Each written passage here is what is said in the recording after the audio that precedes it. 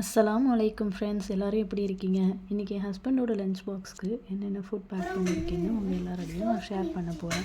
White rice வச்சுட்டு கூட chicken gravy வச்சு பேக் பண்ணிட்டேன். கூட பாயில்டு எக் ஒன்று வச்சுட்டு இன்றைக்கி லஞ்சு அதோட ஃபினிஷ் பண்ணிட்டேன்.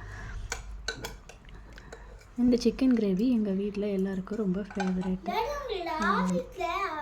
ஃப்ரைடேஸ்க்கு சிக்கன் அண்ட் பாயில்டு எக் வச்சு இன்றைக்கி லஞ்சு நான் என் ஹஸ்பண்டுக்கு பேக் பண்ணி கொடுத்துட்டேன்.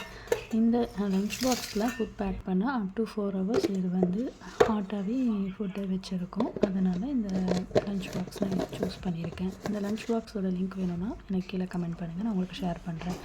ஸ்நாக்ஸுக்கு ஆப்பிள் வச்சுட்டேன். கிளாஸ் பாக்ஸில் வைக்கிறனால ஆப்பிள் ரொம்ப நேரம் கலர் சேஞ்ச் ஆகாமல் இருக்கும். இந்த ஹாட் பாக் மாதிரி தான் இருக்கும். 3 layers இருக்கும். அவுட்டரில் இந்த மாதிரி ஒரு இதாக இருக்கும். என்னோடய சேனலை எல்லாம் சப்ஸ்கிரைப் பண்ணிவிட்டு லைக் பண்ணுங்கள். இது நியூவாக ட்ரை பண்ணியிருக்கேன். Please support me.